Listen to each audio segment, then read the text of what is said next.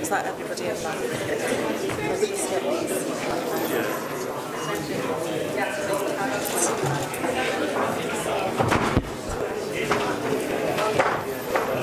Come on, come on.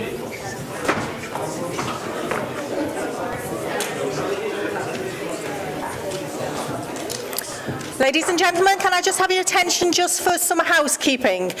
Tonight we're not expecting a fire alarm, but if the fire alarm does sound, if you can exit via the bottom down here or at the top up there and then head straight down the main staircase at the beginning. There will be people in the middle of the building. There will be people to show you exactly where to go.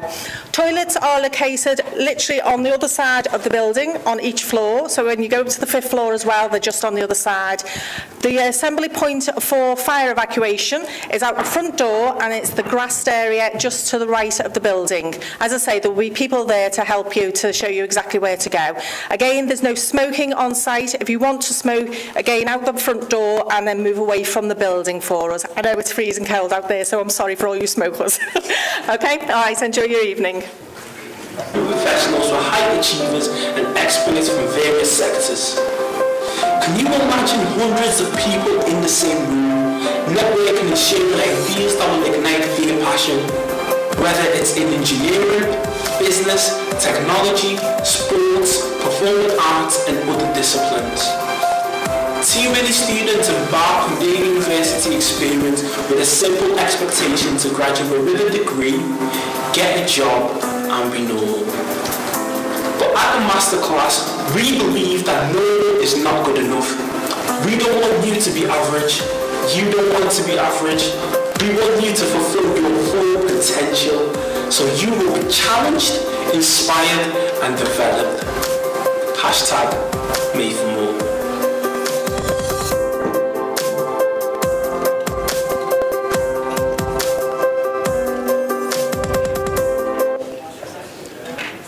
Hello. Hello.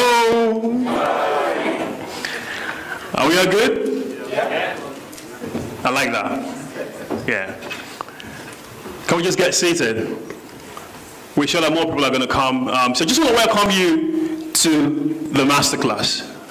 My name is Joseph. I'm a co-founder of the Masterclass. Outside of what we do here tonight, I'm also a business consultant, and I run my own consultancy firm, majoring mainly in financial services and energy trading sector. Tonight, we're going to have an amazing time.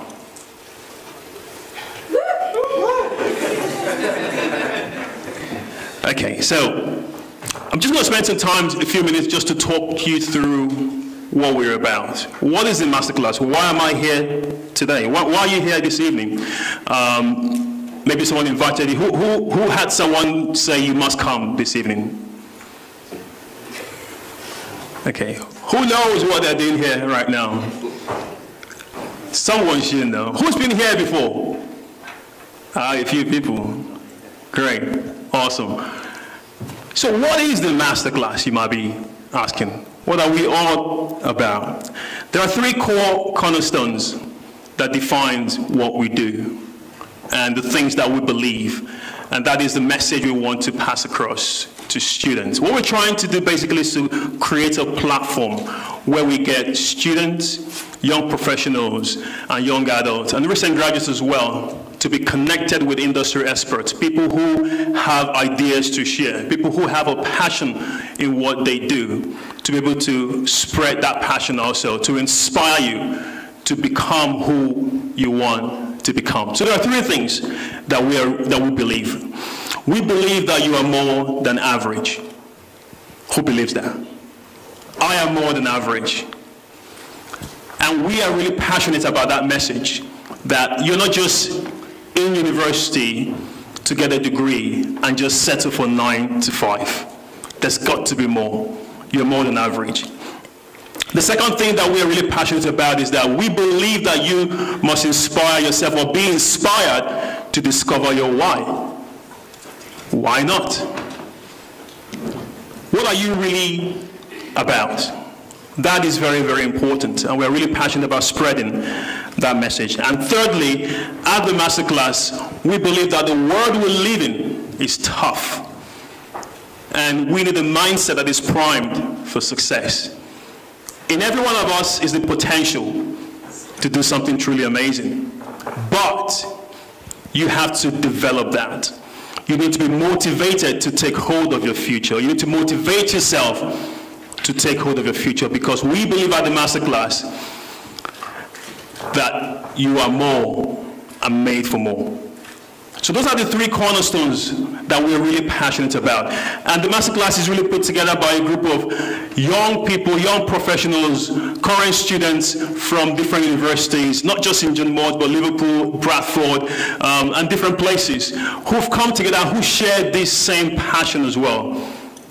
And we can't wait for you to experience the awesome speakers that we have tonight, who are really going to challenge, inspire, and motivate you to pursue personal development. So in September, we launched the Masterclass, and it was an amazing, amazing time. We had the Pro-Vice Chancellor of LJMU with us, Dr. Edward Harcourt, and we had an amazing keynote speaker, Gori Daniel, who really infused the room with so much passion. It was really, really great. And I just want to ask, who was here, not in this room, who was with us in September? There you go, we have repeat attendance. That's amazing. That's amazing. And it's good to have you with us again. And who's coming here for the first time? Even better. Great, great. So we have some fantastic photos there. We have people come from Edge Hill, people come from Liverpool University, from John Moores. We have people from Nottingham. Anyone here who's come from outside Liverpool? Where have you come from? Nottingham, there you go. Northampton. Who else? Newcastle. Just shout. Newcastle. Where's the Newcastle person? Oh, wow, there you are. Who else? The rest are Liverpoolians, right? You're from Liverpool. And you're from London, of course. And you're from London as well.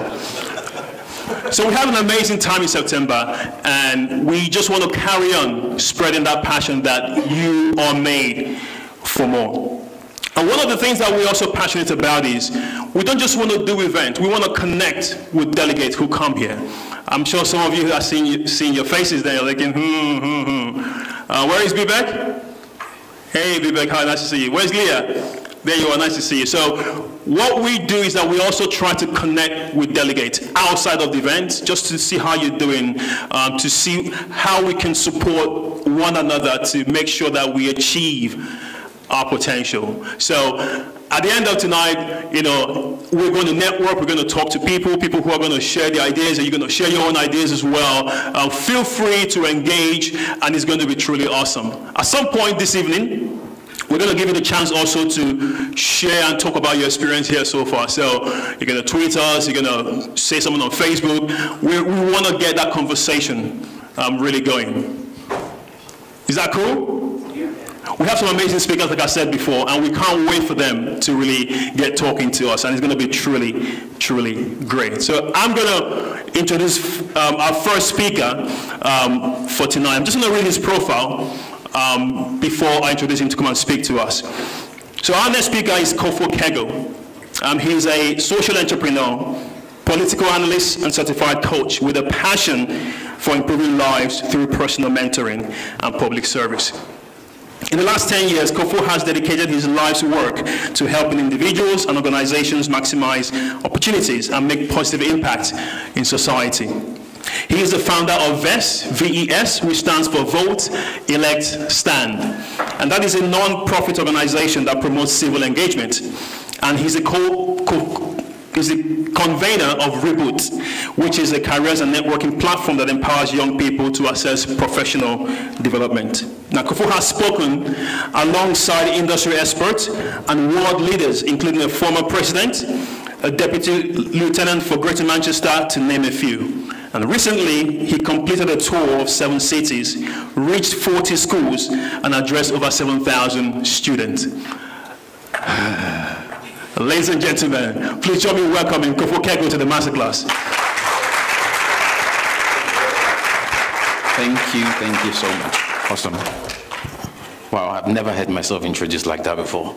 I was like, is that me? How you guys doing? I can't hear you. How you guys doing?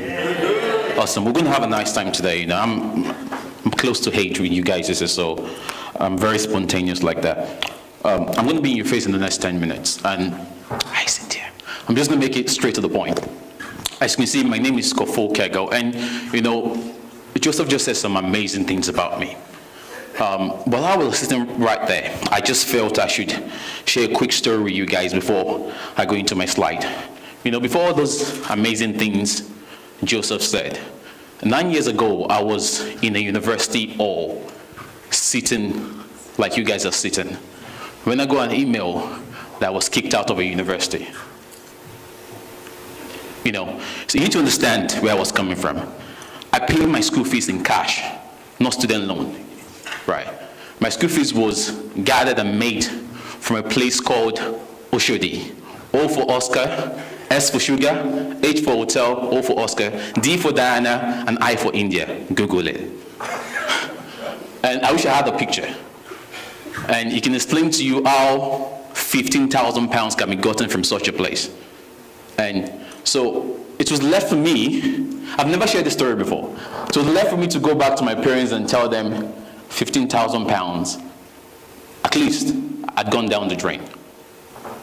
Trust me, I wasn't a dull student, I was attending class, but I'm not going to go into the story today. How am I trying to say? I don't know who that is for, but wherever you are is not the end of your life. As a matter of fact, I contemplated suicide. I was at the LJMU building, I can't remember the name, the engineering building. I don't know if they've changed it. Say again? Yes, you're right. I was on the 5th floor. I was like, oh, if I jump, it's just going to be easy for me to die, you know. Because how do you make that phone call? That 15,000 pounds, not student loan, cash. Somebody say cash. Yes, now get it. How was I going to explain it? But here I am today. Beyond all those things, I'm still standing. I'm not where I want to be, but I'm closer to where I'm going to. And I'm saying this to you also, nothing can stop you. Like the Masterclass says, you are made for more. Greatness lies inside of you. I don't know if you get it. There's fire inside of you. So that's the short story I was going to share with you guys. So I was asked to speak on the topic, what if you can change the world? I believe every single person has something within them to change the world. As a matter of fact, I believe when everybody was created, everybody was formed in the womb of their parent, they had a solution that was given to them to change the world. I'm just going to share a few examples with you guys, just 4 slides of people who have done this. Number 1, who knows this guy? Some of you are probably on this website right now. Please don't, just listen to me. This is Mark Zuckerberg. What do you know about Mark Zuckerberg? Facebook. Beyond that, Mark Zuckerberg is one of the youngest billionaires in the world. As a matter of fact, you see, he's one of the most influential people in the world, right? When Mark Zuckerberg started, he wasn't trying to be influential. He wasn't trying to be a young billionaire. He wasn't trying to drive a Ferrari while his Range Rover was behind him. He wasn't trying to put his car 1, 2, 3, 4, 5, 6, 7, 8. He wasn't trying to be on Instagram, you know, in Monte Carlo. No. Mark Zuckerberg was trying to change the world. Let me tell you something. For you to change the world, you need to change your thinking. For you to change the world, you need to think beyond yourself. Mark Zuckerberg's first company was created because a girl broke his heart. Thank you, whoever that girl is. The girl damaged the heart, messed up the heart, and he couldn't fix it back together. So he created a website to stalk this girl. And when he created that website to stalk this girl, the website had a few members, right? Because he was doing something for himself. Then one day he woke up, what if I could create a website to connect the whole world? Decided to do something for the whole world. Today we have Facebook. From Facebook, he swallowed Instagram. From Facebook, he swallowed WhatsApp. From Facebook, he swallowed numbers of world leaders. From Facebook, they said US election was twisted. That's how powerful Mark Zuckerberg is. Mark Zuckerberg did not start to be powerful. Mark Zuckerberg started to be impactful. So I'm asking you today, when can you make an impact in your society? The next person is, who knows this guy? Bill Gates. We all know him. I always hear a lot of parents praying for their children that, oh, you're going to be like Bill Gates. You're going to be better than Bill Gates. But your child can't be half as Bill Gates if he's selfish. What makes Bill Gates is the fact that Bill Gates had a vision many years ago when it was impossible. He could see into the future. And his vision was, I want a computer in every single house in America. And that dream has not even come to a reality now. It's gone beyond reality. Because there's a computer in every single house in the Western world, even in Africa. Most of you in this room have a computer with you. Some of you will have two. Your smartphone is a computer. The next person is Malala. I'm going to rush through this because of my time. You know, this is one of my favorite people ever. At the age of 15, she was campaigning for girls to be able to go to school. She wasn't slaying on WhatsApp. She wasn't looking for the next fashion.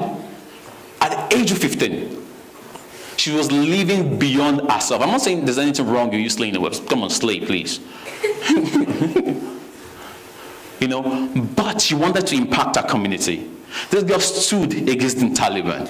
How many of you in this room, even in the UK, can stand against the Taliban in Afghanistan? She stood against the Taliban in her community. She was shot between the head, but she said something. She said the greatest service they did to her was shooting her. Because she became fearless, and all her hopelessness died on that day. Today, she's a Nobel Peace Prize winner. She wasn't trying to win the Nobel Prize. As a matter of fact, Malala was in the chemistry class, when she was told she has won the Nobel Peace Prize. And it was like, oh, the media are outside, you know, waiting for you to interview you. So can I finish my lecture first? Then to wait till the end of the school. That's how intentional Malala is. For you to change the world, you need to be intentional. You need to be focused. You need to have a vision of impacting not just yourself or your family, but your community. The last person I have right here, does anyone know this first guy? Does anybody know him? The first guy. The second guy. The fourth guy. The fifth guy. Okay, but do you know the guy in the middle? You guys don't read. I'm just joking. You know, we all know this guy in this media, and I'm going to round up with this guy. Dr. King, Dr. Martin Luther King. You know, Dr. Martin Luther King was a trained theologian, was a Baptist minister. One thing I love about this guy is Martin Luther King could lock himself up in his church and preach the gospel and jump on the altar. He could do anything he wanted, you see. But he taught beyond himself. He talked about the suffering of his community. He talked about, he made himself impactful in his community. As a matter of fact, when Martin Luther King started thinking about how to change the policies that segregated America, He was using his church printer, the same printer they used to print flyers, was using it to print the flyers to help the blacks in America. The speaker they used to preach, he was taking it to the city centers to speak to people like, you need to be the change you want to see. And that's why everybody knows Dr. Martin Luther King today. He gave himself to what he was doing. You know, he wrote a speech called I Had a Dream. You know, there's a lot of argument in the sense whereby whether that dream has become a reality. But one thing I know is that dream has become real in the minds of everybody around the world. I will leave you with this quote. And it says, to change the world, you need to live beyond yourself.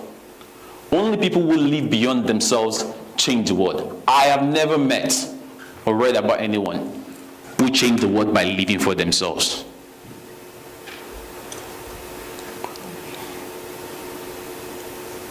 And anybody can change the world. I'm originally from a country called Nigeria, and a snake and a monkey just changed the world. Thank you.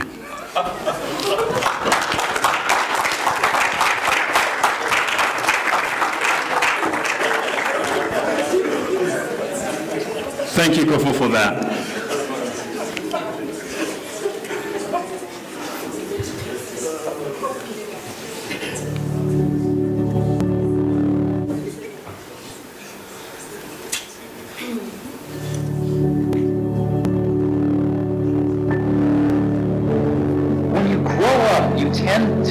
Told that the world is the way it is. Your life is just to live your life inside the world, try not to bash into the walls too much, try to have a nice family life, have fun, save a little money. That's a very limited life. Your time is limited, so don't waste it living someone else's life. Don't be trapped by dogma, which is living with the results of other people's thinking. Don't let the noise of others' opinions drown out your own inner voice. Everything around you that you call life was made up by people that were no smarter than you. And you can change it. You can influence it. You can build your own things that other people can use. And however you learn that, once you learn it, you'll never be the same again. When you have a dream, it doesn't often come out you screaming in your face. Dreams always come from behind you, not right between your eyes. It sneaks up on you.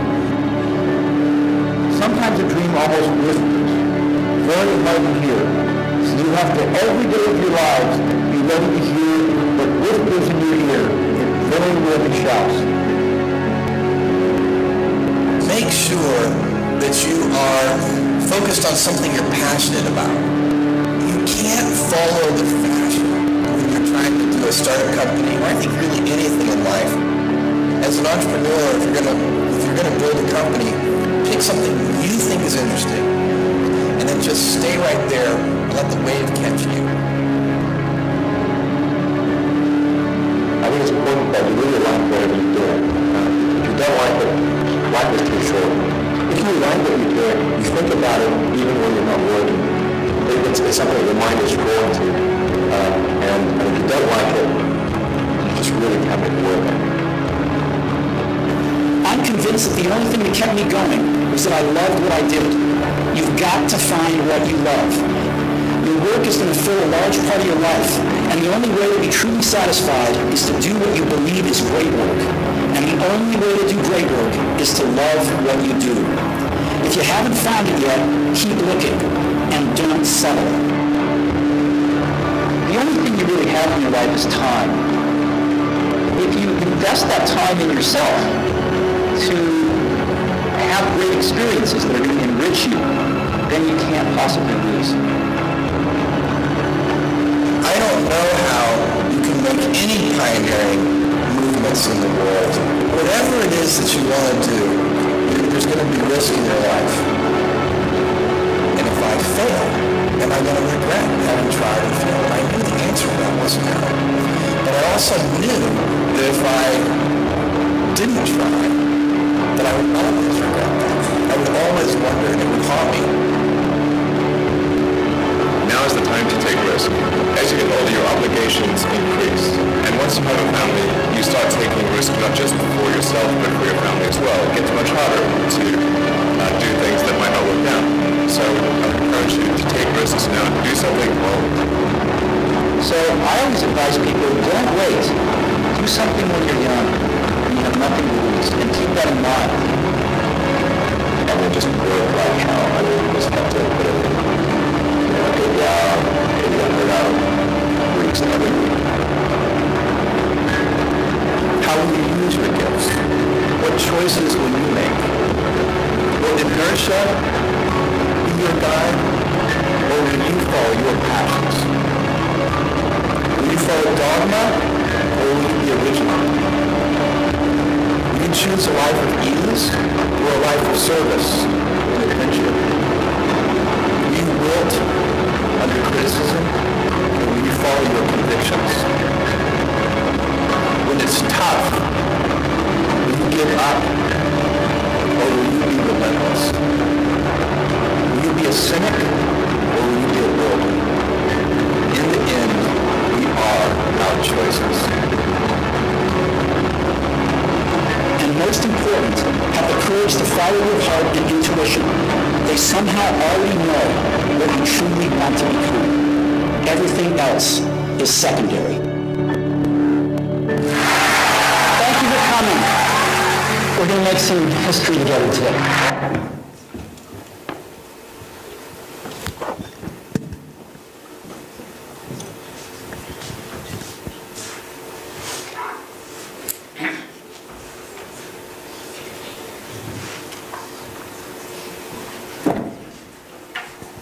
Right, I hope everybody enjoyed that. Great stuff. Right, my name's Sam. I'm also one of the co-founders of the Masterclass. It's great to be here tonight, and I'm super excited to introduce our next guest to you guys tonight. So, she's a first-class honours law graduate and recipient of several academic awards, including the Mills and Reeve Prize for the best academic performance in her penultimate year of study. She's passionate about the empowerment of women, minority groups, and the integration and elevation of marginalized communities through education, activism, and social entrepreneurship. She's committed to numerous non-profit and humanitarian ventures based in the United Kingdom and the continent of Africa as well. As a youth advocate and a youth mentor, she's worked closely with refugees, asylum seekers, and migrants, promoting social cohesion and cross-cultural friendships through numerous initiatives. She's the founder of The Sassy Scholar, a project mandated to raise the academic aspirations of young women through conferences, workshops, and mentorship programs. We could literally use the rest of this evening to talk about all her achievements and her credentials, but we're just going to cut it short there. I'm so grateful to her for coming to speak to us this evening. Please join me in giving a huge Masterclass welcome to Anu Oladapo.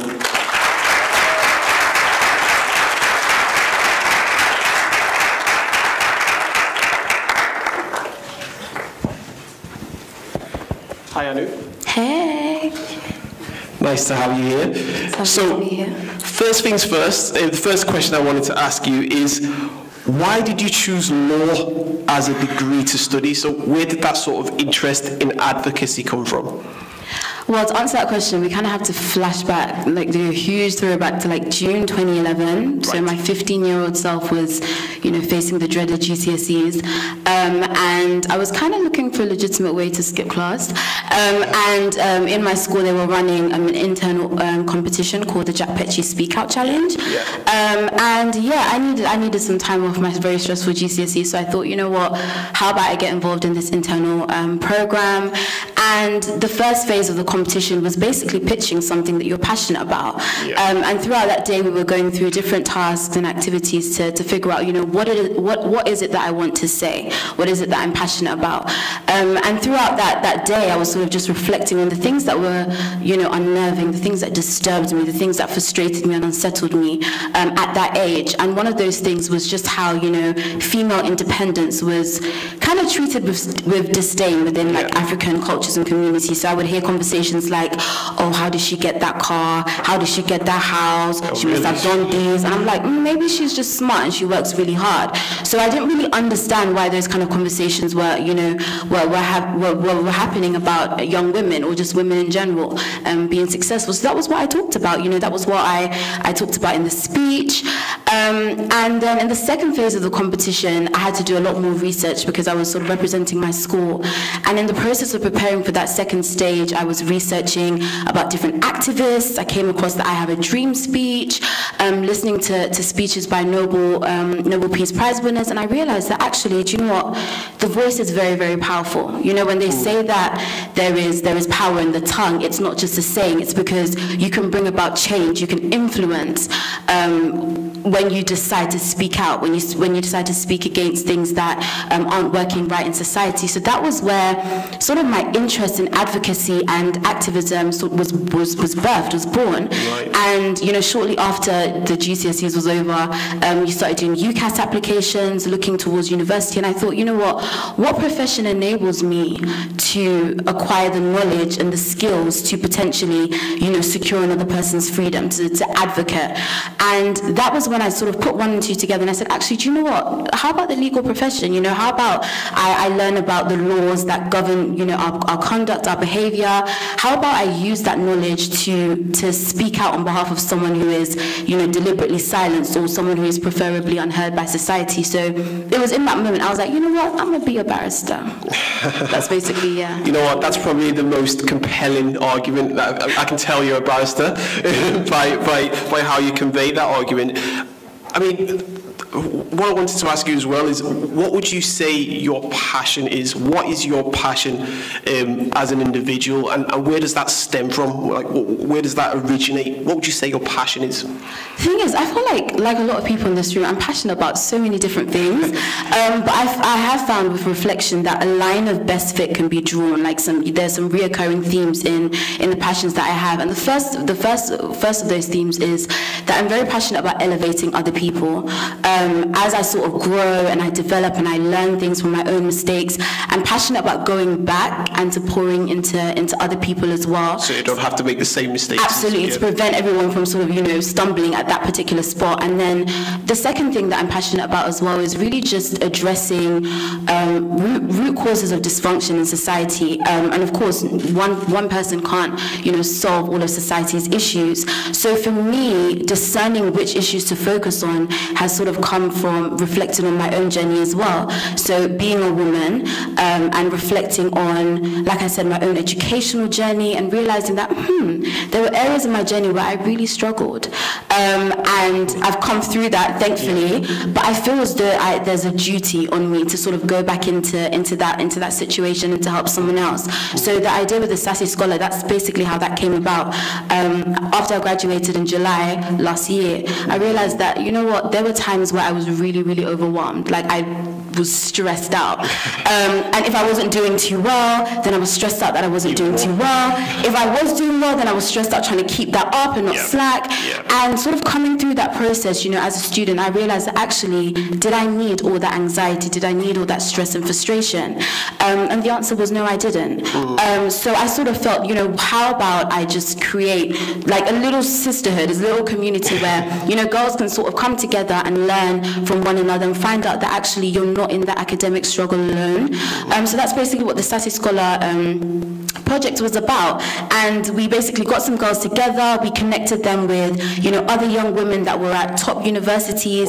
And in particular, they were from low socioeconomic backgrounds. So that's fancy lingo for the hood. They were basically from, you know, really disadvantaged backgrounds, and they had every reason not to excel, not to do well, but they defied those odds anyway. And I thought it was very important to connect those girls, you know, with girls that were still at college, still in their first year, still in their second year, maybe even still at secondary school, and to show them that actually it can be done. You know, success or academic achievement isn't for a select few, it's for anyone. So that was basically what the Sassy Scholar motive project was about. So to answer your question, so female empowerment is a huge passion of mine, because of course I am a female, and sort of understanding, you know, root causes or what dysfunctions to attack. It's been about reflecting on my own journey and trying to identify areas where I have struggled, and focusing on helping and empowering people in those areas. Well, that's great. I think you've talked about your passion so passionately, as it were, and I think it's particularly in the current climate in which the times that we're in now, that's so poignant for the current time, and I think there'll no doubt be a lot of both male and female people in the audience here who can identify with some of those things, and it can really, your passion will really resonate with them on that level. Right, so linking it to our first session that Kofo gave us, that was great, in terms of changing the world. If you could change your world, what would it look like? So in a sense of, what are your goals?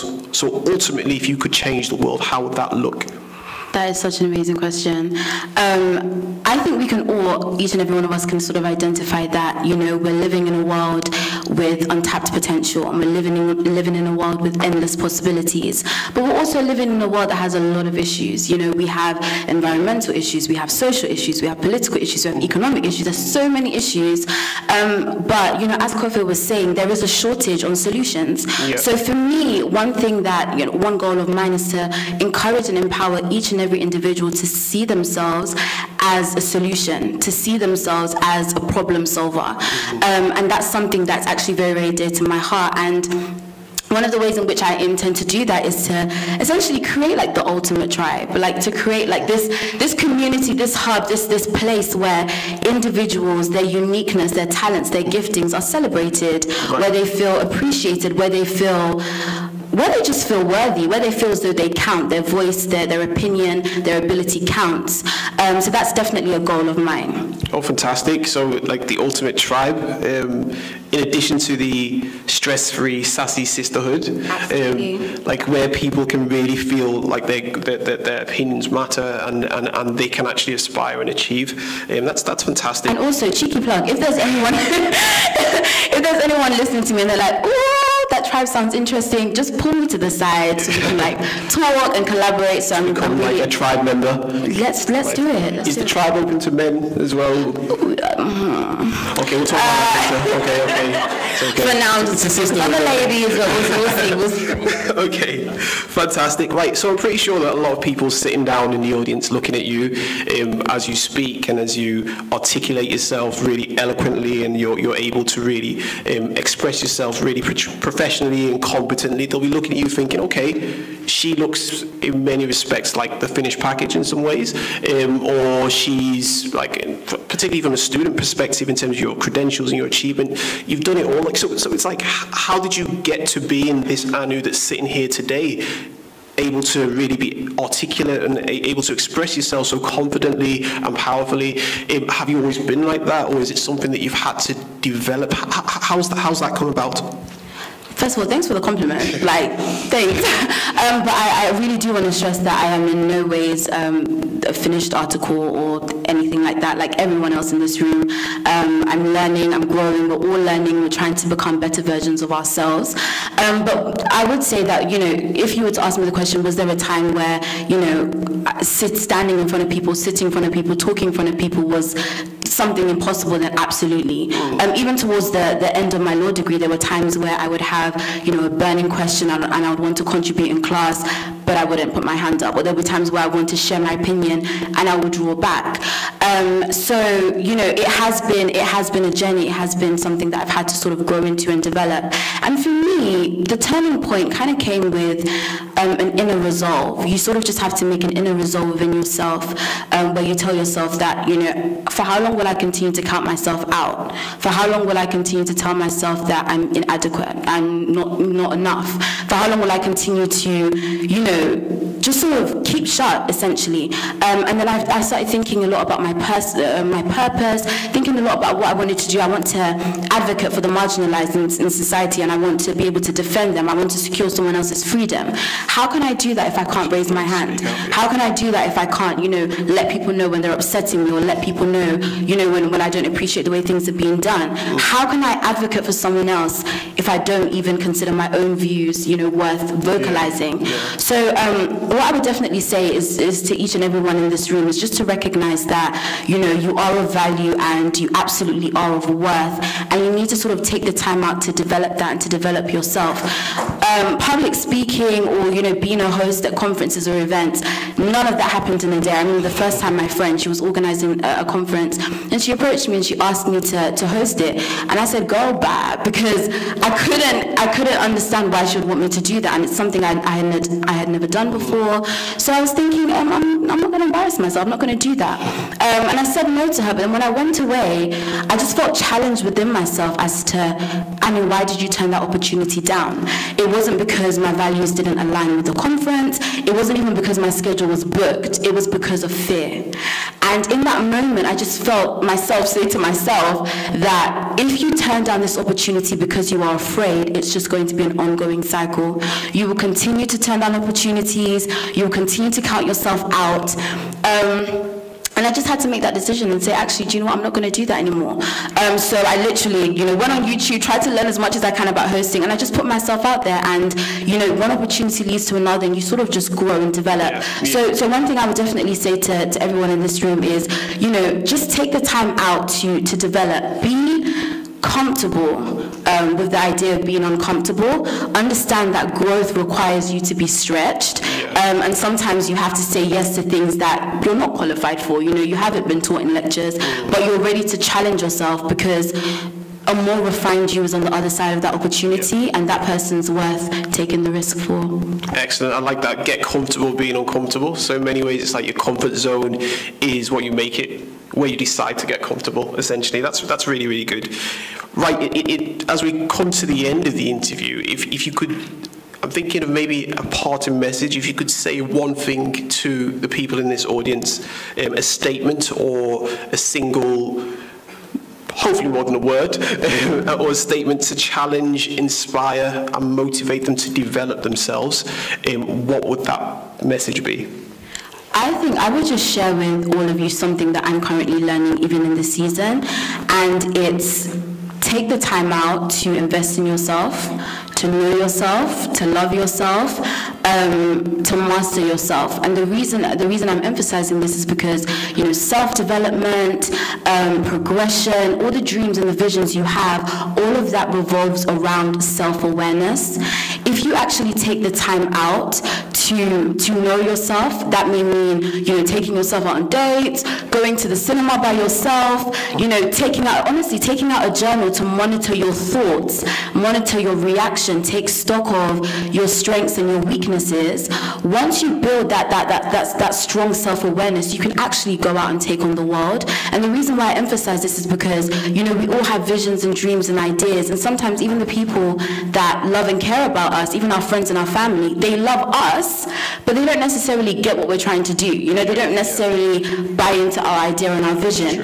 And in that moment, you need you. Yeah. You know, you need to be self-motivated. And one thing I would just really emphasize is really take the time to know yourself. So ultimately, you can become your own bounce back strategy. So when you know, make that application to get funding, or when you put the business plan before the bank, or whatever it is you're trying to do, and you get that rejection letter, and you're told no, and that door is shut in your face, you have built that emotional resilience. You have that emotional intelligence. You have that grit factor. You've spent time with yourself.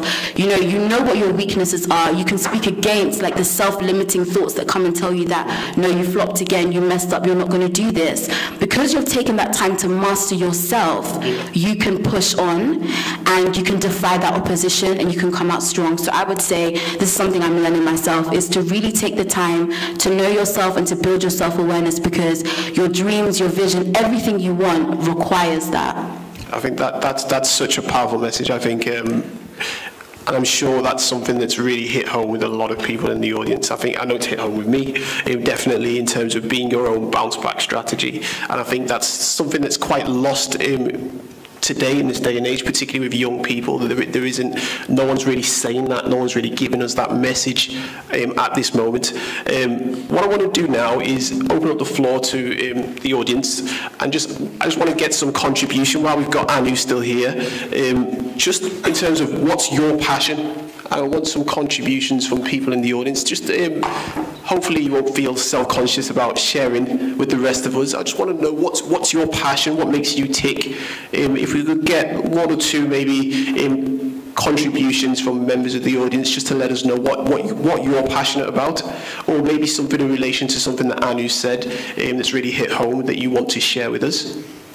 Anybody who wants to go first? Here we go.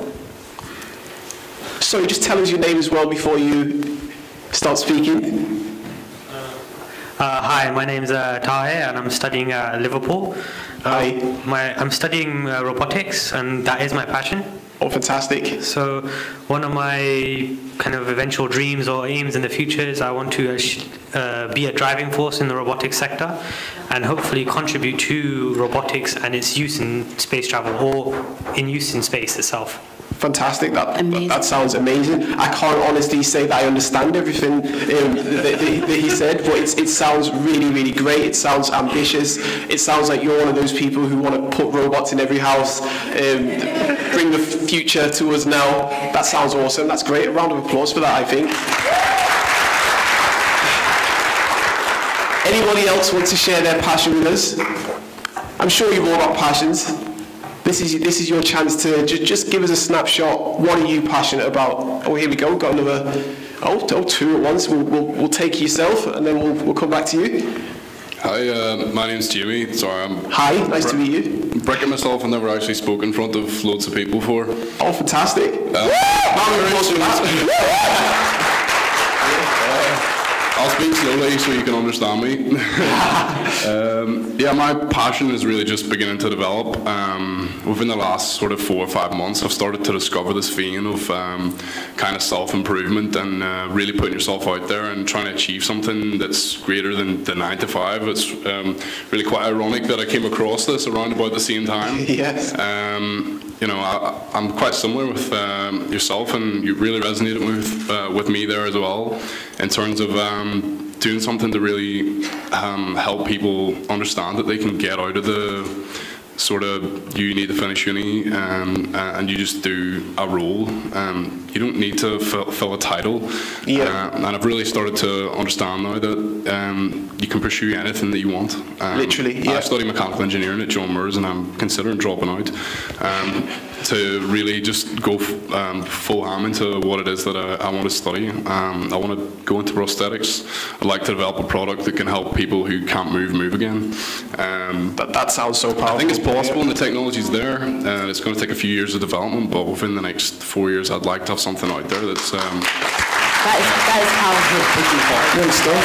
Absolutely amazing. Maybe when the networking session at the end, when we're having our food, you could hook up with the robotics guy, because you might be able to like fast track that a little bit by working together. That sounds great. That sounds absolutely awesome. We've got a gentleman down here. Can you tell us your name? Hello everyone, my name is Mohammed, and actually I don't want to talk about my passion, but I have a question for Anu, which is, if you're not pretty sure what's your passion, because sometimes you feel confused and you're like have a large interest in many different things, and then you can't decide.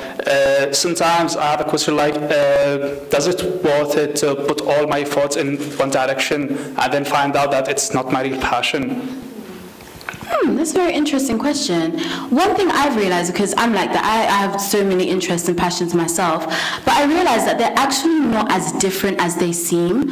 Sometimes it's just like taking a huge sheet of paper and a pen and just writing out everything you're passionate about, and you will begin to see links between them. And that's one thing I've been able to do. You'll be able to draw that line of best fit that says, okay, that's this idea, that's entrepreneurship, and this is tech, and this is media, and it seems different, but the purpose runs through them. Maybe it's the fact that I'm trying to impact a certain demographic. Do you get what I mean? It doesn't matter if you're using social media, and if another day you're using, I don't know, finance, and another day you're using the creative industry. The message, the theme, the passion is still the same, that you want to inspire young people. So I would say don't feel as though, oh, my passions are all scattered across and I don't really know what I'm doing, I'm not coherent. You don't have to be coherent. You just have to know that this is what I'm passionate about, and it doesn't matter if I use various mediums to bring about that passion. So as long as I'm doing that, making an impact, and I feel that inner fulfillment. So I hope that helps. Yeah, Does that help? Yeah, a lot. Fantastic. Thank you very much. A round of applause for this gentleman as well. Right, before we move on, is anyone really burning with something that they want to say at this point? Anybody else? Or should we draw a line under it there?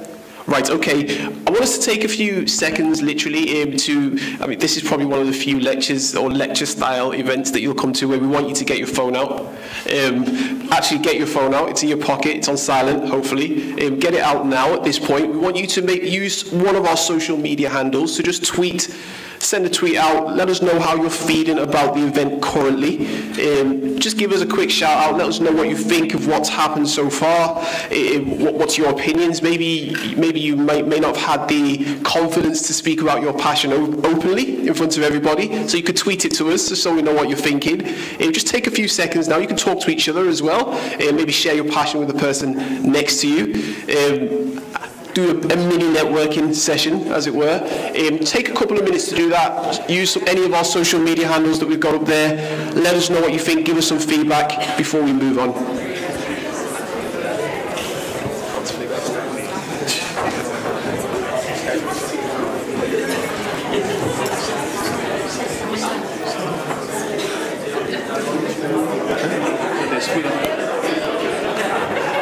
All right then.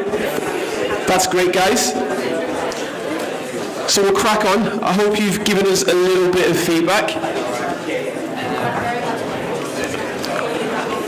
But before we crack on, I just want us to show our appreciation one more time to Oladapo, our fantastic guest that we've had. She's given us some amazing insights.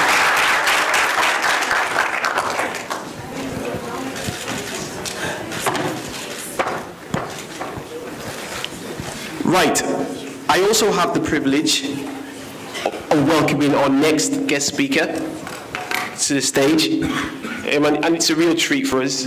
A senior lecturer in mathematics education at Edge Hill University, with an incredible story of grit and a passion for empowering others to better themselves and fulfill their unrealized potential. He's both inspirational and unique in his unwavering commitment to ensuring that those within his sphere of influence are challenged to succeed, inspired by his story and motivated to develop themselves, most often with his help. We're all about to venture into his sphere of influence right now. We're incredibly grateful to have for his presence tonight, and I'd ask each and every one of you to give a huge masterclass welcome to Felix Obadan.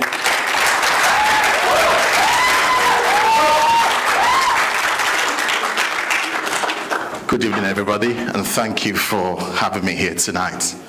My story started from, I think I must have been 17, 18-ish, when I did my A-levels.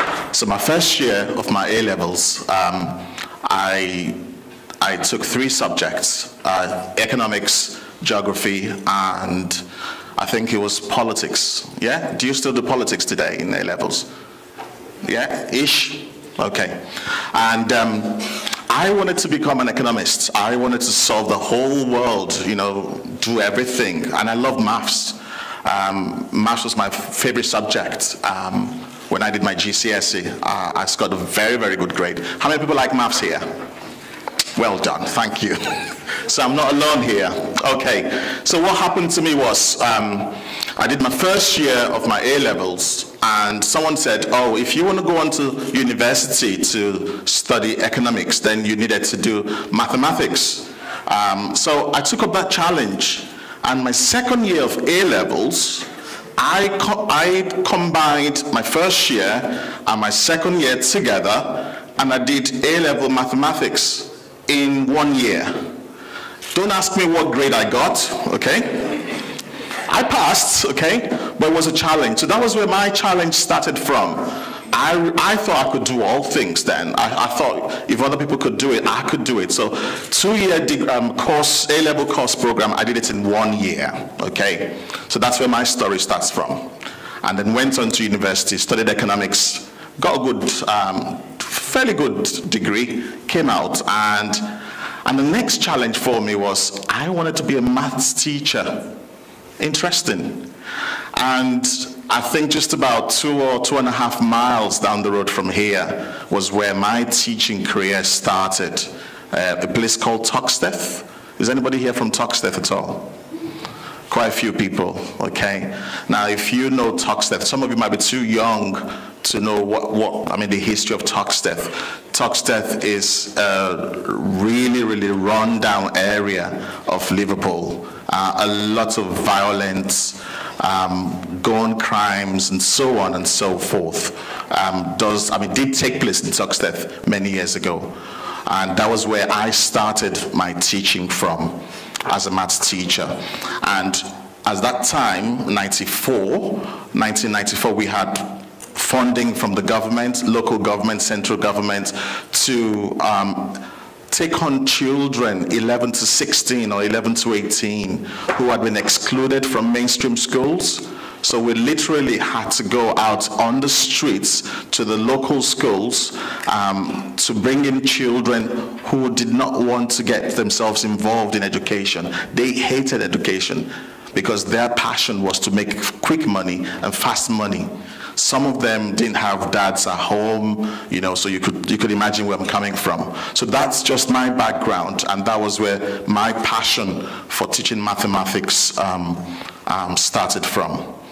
I think it's Angela Duckworth, a famous American psychologist who talked about grit. She talked about you having a passion. She talked about you persevering with your passion. So from where I started from, I made up my mind that I would persevere. So we would be in a classroom, a typical classroom, with children who would bring in knives, okay? That was my story then. We had to stand in between two children who literally would bring in knives, threaten us that I'm going to get my dad to get you. And Dad was not there. I'm going to get my dad to get you because you're making me sit down here to do some maths. And that was the background. It was interesting. But something occurred to me then. I said, I can't carry on with this. Otherwise, someday you're just going to hear someone's dead.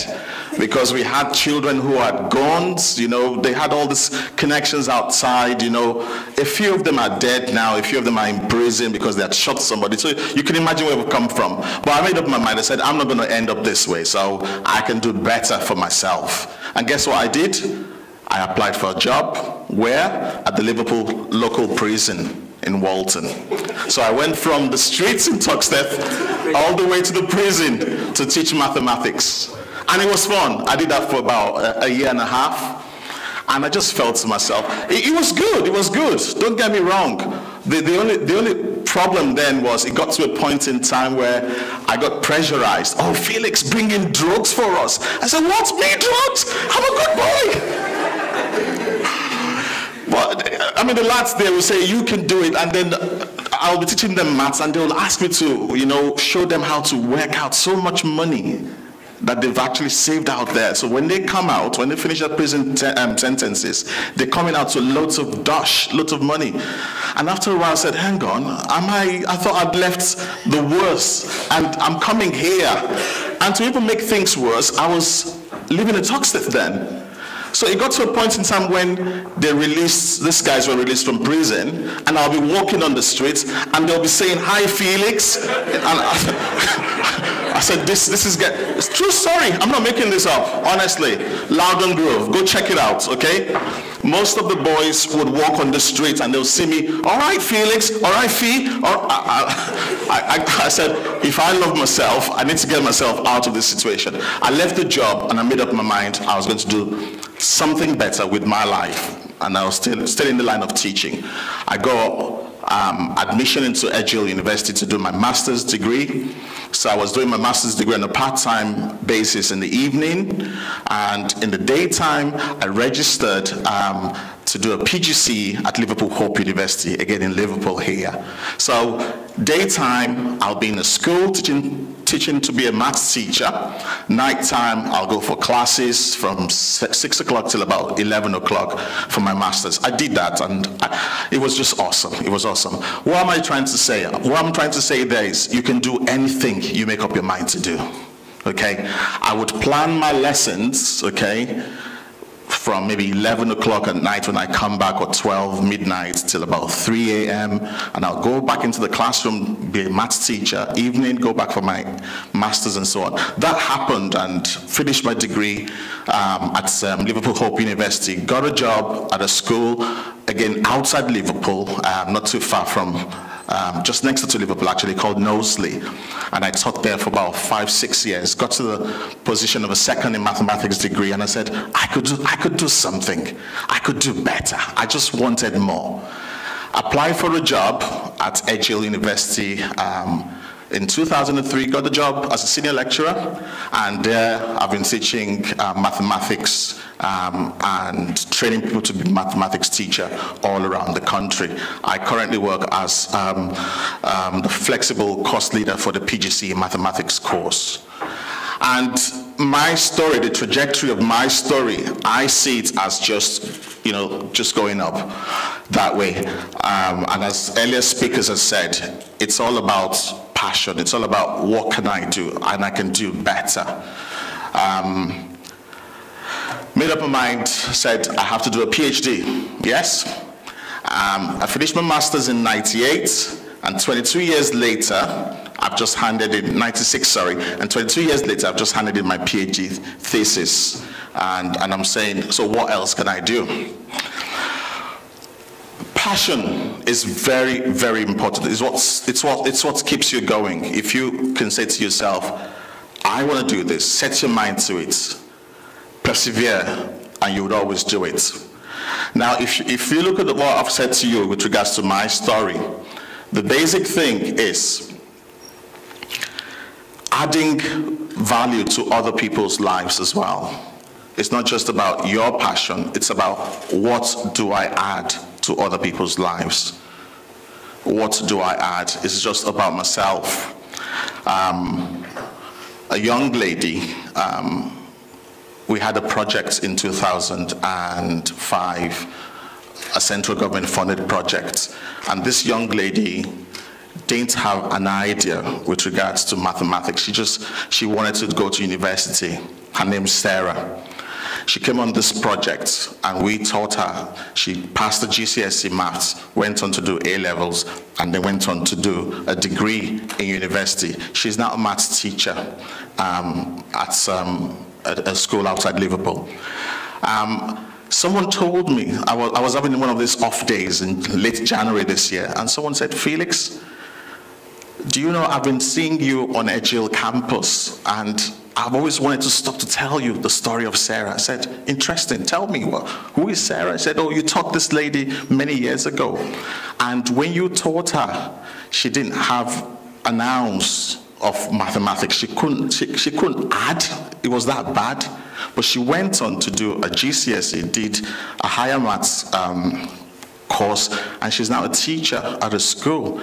And Sarah is having a nice time. She's really loving it. And that really made my day to say, hang on, you mean something I did to somebody many years ago, I've just been told now that this person is doing something great. She said to me, she said, you didn't judge her. She was her maths knowledge was really basic. You didn't judge her, you taught her, and she's what she is because of what you've done. And that kind of made me start thinking that whatever I do in life should be able to touch other people. It's not just about myself, but it's about the people around us. It's about teaching them to persevere. It's teaching them to have that passion. And you lot can do it. My current role also involves working with international students from ethnic minorities at LJMU University. Data statistics show us that tells us that they are really underachieving, and what we're currently doing is we're trying to work with them so that they can achieve what they can achieve. But what we want to go on tonight to say to you is everybody here can do something. You can achieve something when you set your mind to it. Thank you very much and have a good evening.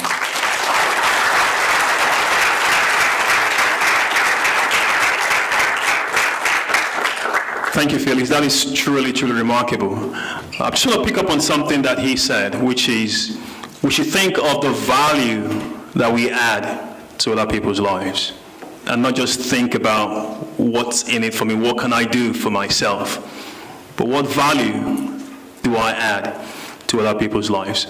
And that's really, really important. That is really, really significant. That's something for us to really take home and act on. Okay, are we still together? Yes. Good, good. So our next speaker, we're really excited to have him with us. I'm just going to read his profile. He's our keynote speaker for this evening. His name is Matthew Blanchard. He's a serial entrepreneur and the founder of FEIN, which stands for The Future of Everything Is Now. And that's a digital innovation agency based in London. Now, since graduating in 2006 with a degree in business for LJMU, Matthew has founded a number of tech-focused and digital branding firms, the most recently being an innovative app service for an on-demand supercars called Hyperdrive. He's also a guest editor at large at Globe Events. Now, Matthew is born and bred in Liverpool, and obviously he studied here in John Moores. His story from a humble beginning is nothing short of remarkable. And tonight we're going to have him to share part of that story with us. He's truly an inspiration. Ladies and gentlemen, I want you to join me in welcoming to the stage Matthew Blanchard.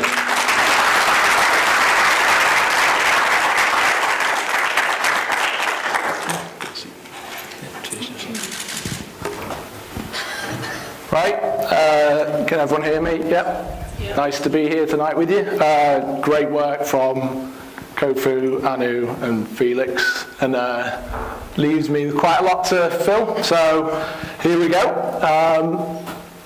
Let me get this working, wrong way. So tonight Joseph has set me the task of talking about limitless, which is quite a big, open subject area, and something I really enjoyed thinking about and bringing this to you tonight. So, firstly, a bit about myself. I'm Matthew. This isn't the font I actually put in the presentation, and being in my industry, I noticed that straight away, but we'll crack on. I should have sent you the font. I was born in Liverpool, I grew up here, and I went to university in John Moores University. I graduated in 2006 and I did business studies in the John Foster's Building, where I did an entrepreneurship course after I graduated, which essentially gave you funding to start your own business. And that's how I began my course to where I am today. So this is actually where I live, and you see this window over here with the light on, that is my flat, so if you ever want to come and say hello, that's where I live. And this is in Shoreditch, so I'm in central East London. A tech hub, I don't know whether you know it as well, but yeah, there's a lot going on there. So this is actually where I work. Aldgate Tower, this is the European headquarters of Uber, which I'm sure you all know, the taxi service. And I work in WeWork, which is an American company that have created a community and hub for entrepreneurs to work in. It's one of the fastest growing businesses in the world, and it's an amazing place to work and connect with other thriving entrepreneurs. And I'd highly recommend, if you're in Manchester or London at the moment, you know, going along to one of these places. They do a lot of free events, and you can go along and they'll give you a tour around the building. It's an amazing place to work. So this is actually our floor where you have free beer and free coffee and things like this. So yeah, this is part of your membership, but it's a great place, like I say, to meet people. And there I run the company FEIN, which, as Joseph said, stands for The Future of Everything Is Now. So we're focused on innovation in the tech space, and this is our mission statement. We fuse the latest technology trends with a creative approach to design and strategic thinking to create work that makes a difference and delivers results for its partners. So essentially, if you think about a company like ITV, who's one of our biggest clients, they come to us with a problem, and their problem that they came to us when we began working for them was connecting the 10,000 global staff with each other. What we did for them was create a platform that enables the team of 10,000 people across the world to connect with each other and to be able to communicate and basically create efficiencies so that they don't have to be on phones, etc. And that project is very successful and has led on to a number of different developments, which now includes us doing virtual reality training for their staff to be able to train people in America from their London offices. So that's a really exciting, innovative project that we're working on. I have a great team, which is a huge part of what I do. And if it wasn't for the people I work with, I wouldn't be here today. And I think a trend that's been going on through all of the talks was about people, and that, you know, a big part of the thing that motivates me every day is the team and how they inspire me to keep going with what we do. We create cool stuff, which includes things in the virtual reality space, artificial intelligence space. We work in platform development in the usual user experience and user interface design area. I'm just going to ask a question actually. Who here works in tech or wants to work in tech? Anyone who works in digital or multimedia? Okay. So that's basically my company and what we do. Now on to, like I say, the people we work for. The stuff we're working on at the moment includes, we've just pitched for a project with FIFA for the World Cup in Russia, and we're doing an activation campaign for Wimbledon tennis for a large ice cream company. I'm not going to say who they are, but you'll be able to get ice cream at Wimbledon through some tech that we've built using chatbots through Facebook. So, yeah. So Limitless. This is what I'm really here to talk about today after introducing myself. This is one of my favourite sayings of all time. I think really sums up where I'm going to go with this talk today. So, the big key things here, hope and fear. And may your choices reflect your hopes, not your fears. And I think for all of us, fear is a huge thing that limits us, and hope is a huge thing that drives us forward. So, hope is limitless. If you think you can do it, you will. If you think you can't, you definitely won't. It all starts with you and where you're going in life. The two types of limitation that I've summed this up to is personal. So personal limitations might be your fitness if you want to be the best swimmer in the world. It might be your ability to program if you want to be in tech. Whatever that is, you have control over it. Your own personal limitations you have control over, and you can take control of those limitations today and change it. And like the previous speaker said, it all comes down to what you want, and basically, like Anu said, it's targeting what that is that you want to do. And then you've got environmental.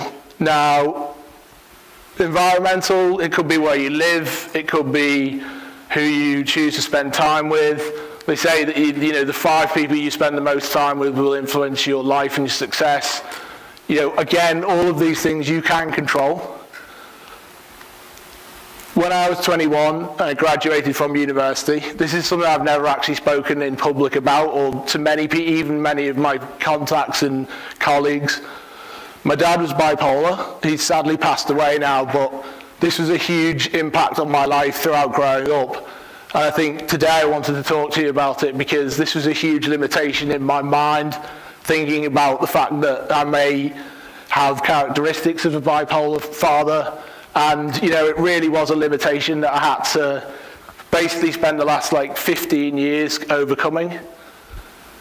When also at the time, my mum lost her home. She's actually here today, and she's a great inspiration. She's this blonde woman.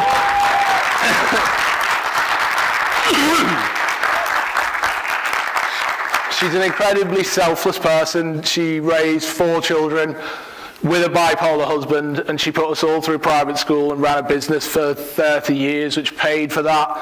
And sadly, in Around 2006, when I graduated, due to business circumstances, she actually lost their home, and it left us basically on the streets. Now, I'm not going to come here today and say that, I come from nothing. Like I say, my mum gave us a lot of opportunities in life, and I think I've been given a fairly good start in life. So I'm not here to say that I came from the streets or anything like this, but this was a real challenge when it happened. And basically what we had to do, I finished university, we had to find a flat on the day that we were kicked out of our home. They came, they chained up the doors, they sellotaped the toilets, and they said, you're out. All of our stuff was kept in the house and we couldn't get to any of it. So what was the choice here? Let fear stop you, or hope propel you. And thankfully, like I said before, with a mum like I had, hope was what propelled me, and fear didn't stop me. We had literally a flat that we paid, between my brother and I, £600 a month.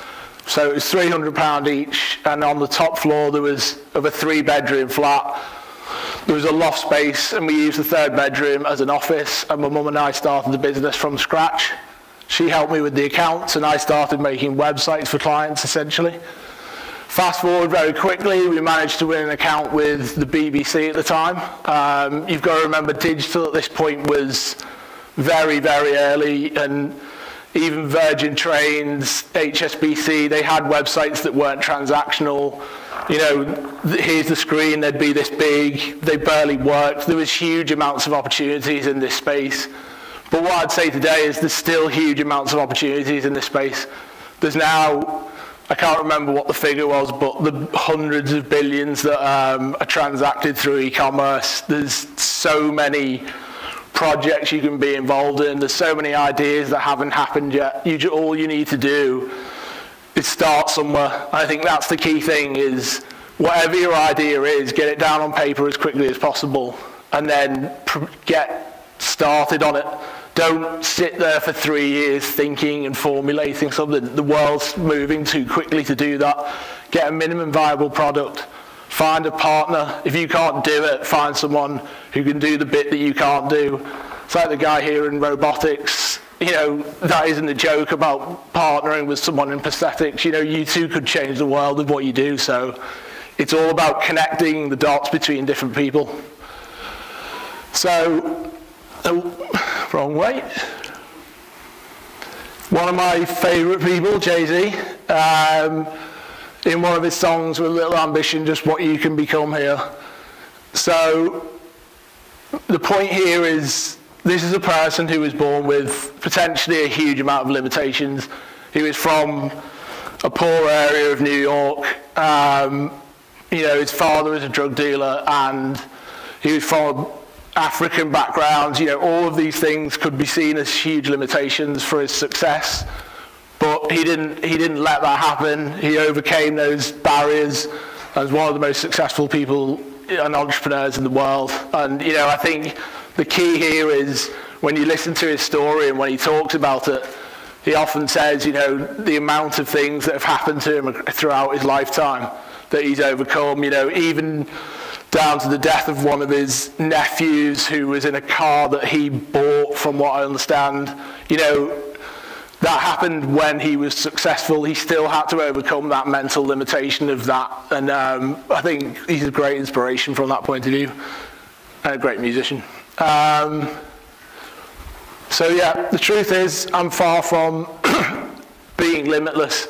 And again, I think this is something that everyone's spoken about tonight, is we're all on a journey. And when I stand here today, some of you might look at me and think I'm where you want to be, some of you might not, but the point is, I'm nowhere near where I want to be. And I think we're always all on a different journey, and when you meet someone, you don't know where they are in that journey. So where I am, there's still so many places I want to go, and I'm not even close to it. But if I look back 10 years ago to when I was in university, and I'd be quite happy with where I am. So the journey's still ongoing, and you've got to always remember that people aren't always actually where you think they are. So all of our limitations differ. some financial, some mental. These are two key things in my life that are very, very prominent, because the financial comes from the limitations that I felt when my mum lost her home, and that did create an insecurity in me, and it definitely influenced the way I thought about things, and it still is something that you had to overcome, and it's definitely a limitation. The mental is obviously, like I've spoke earlier, my dad's bipolar, and thinking about that and how that affects you. So here I've chosen a picture of a girl at bus stop. I'm saying in my mind, she could be mentally limitless, but she might be financially limited.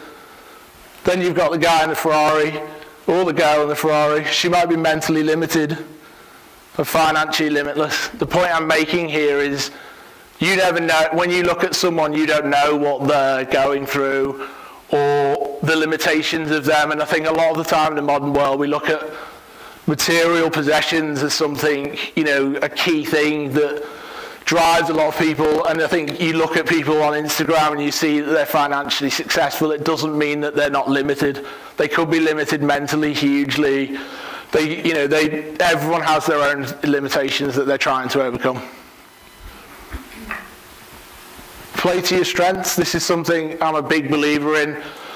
There will be things that you are naturally good at, and that will be to do with the environment you grew up in. It'll be to do with the people you spent time with. It might be to do with, if you're a sports player, the fact that you're big and tall. Play to your strengths, don't play to your weaknesses. And I think it was a point that Mohammed made earlier about maybe defining those strengths is a bit in his inauguration speech. And this could come from a family member, it could come from your best friend. It's always important to surround yourself with people who think you can do what you want to do and who've done it before. Again, famously, Jay-Z said, when he asked his uncle about whether he could become a rapper, his uncle said, "There's no way you can become a rapper, it's impossible." But his uncle was an electrician. How the hell would he know how to become a rapper? Surround yourself by rappers if you want to become a rapper, put it that way.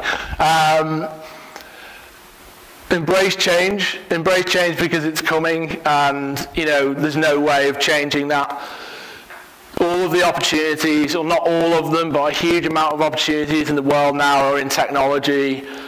They're going to be in energy, and they already are. Elon Musk is a huge advocate of this, but water shortage is a massive area to go into if you believe, one, in helping the world, but two, there'll be a hell of a lot of money to be made in that area as well if you can overcome the challenges in that.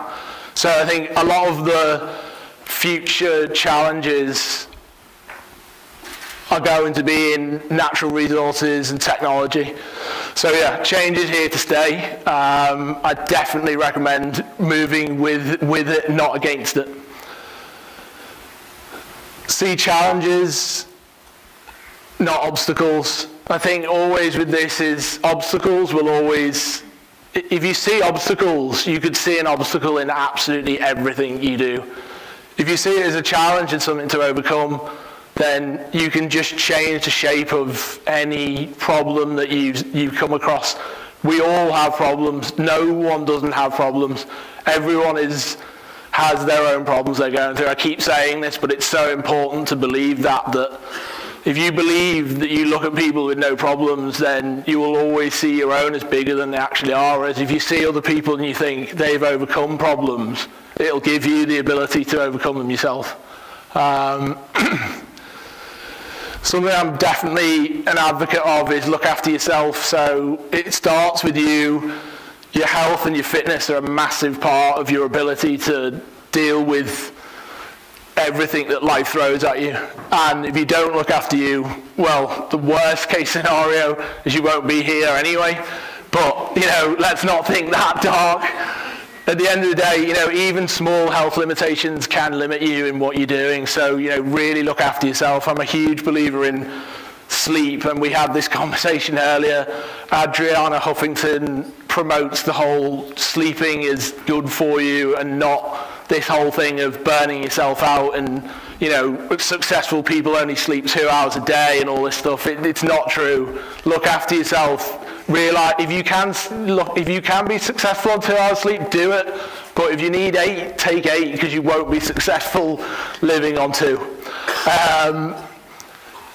The body affects the mind. You know, the gut is a huge part of the way your mind's influenced and so on and so forth. So you've really got to look after yourself.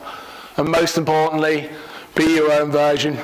This guy works for me. He's called Miles, and he's a great inspiration to me every day. And he's come such a long way since he started working with me, and it's a great kind of achievement, I'd say, personally, for what I've seen him become. And I gave him a massive opportunity, and he's hugely lived beyond anything I thought he would, and become a great designer. So these are just pictures from basically saying, be your own version of Limitless. Don't try and be someone else's version of it.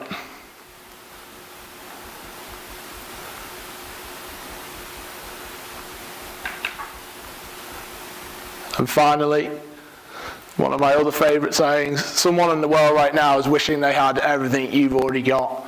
So remember that you're already in a very good position being born or living in the country you live in. There's a huge amount of opportunity for all of us. And yes, we all have different challenges and limitations within this country we live in, or we've chosen to live in, but you are in a great place you're in. And there are a lot of people who will help you to become the person you want to become. So just remember that, like I say, there's someone in the world wishing they would in the position you're already in. So you've already got a head start in front of them. And that's it.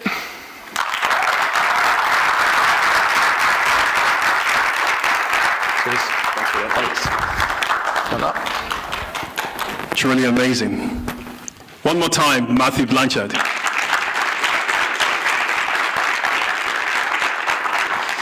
Thank you so much, Matthew. That was really inspirational.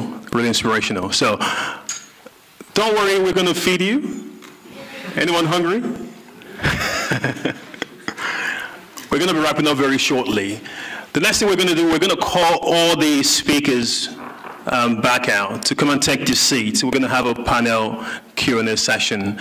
Get your questions ready. Anything you want to ask them about their talk, about their lives, things that you've heard, feel free to engage and ask questions. If you want to ask them to please come over. A round of applause, please.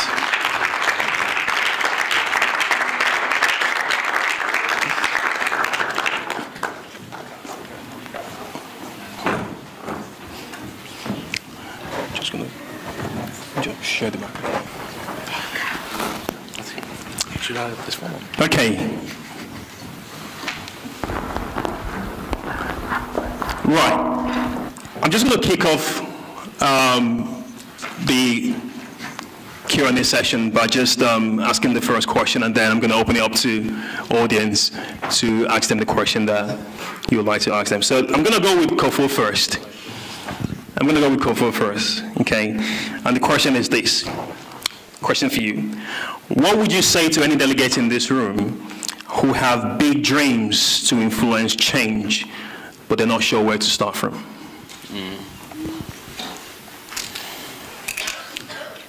I think start from where you are. This is how change works. Before change can go through you, change needs to come to you. Right. So for example, it depends on what you want to do. So I'll give you an example. My current field is politics. Right. So for example, one of the things I hear a lot from, I think, minority young people is, so for example, when David Cameron was in government, David Cameron is racist, he doesn't care about black people, and blah, blah, blah. And I said to them, did you vote? No. Do you know the MP of your constituency? No. Have you raised the issue you're having in your community with the councillor? No. Do you know your councillor? No. So how would you bring about change? So my question is, change starts with you. As a matter of fact, like he said, every single thing you need is available to you. There are people around you waiting to help you. You need to go beyond that mental limitation that you cannot do it. Every single thing is possible. There is nothing that is impossible. Every single thing is possible, especially change. Start from where you are, and you can make the biggest change you've ever seen before. Round of applause, please. Thank you. I'm going to go to the audience. Who has a question for any one of our panelists? Yes. My question is, as you all said, each person of us had his own issues or obstacles. For you all, I believe that you all had times when you felt these obstacles are out of your control. But sometimes obstacles are already really out of your control. In this situation, what would you do if there is nothing you can change about it? Like a law in the country that would stop you from doing something. Who wants to go next? Sorry, it's another question. Sorry, but I'll go first. I hope I'm able to answer that. The way I think, I don't see obstacles. I don't see obstacles. So when people ask me such questions, I find it very difficult to answer. I see everything as an opportunity to start something new. Does that make sense, you see? I see every path as a path that nobody else has walked in. That means it's created for me to walk in it, you see. So if I'm alone in the country and wherever, maybe the place I'm coming from, people are always doing stuff together and nobody has done it alone before, I will be the first person to do it alone. That's just the way I see things. Is there a specific obstacle you're talking about? Is it... Actually, yeah, I came to the UK about 1.5 years now. Yeah. So when I first came, because of my status in the country, I wasn't allowed to access student funds, so I couldn't study.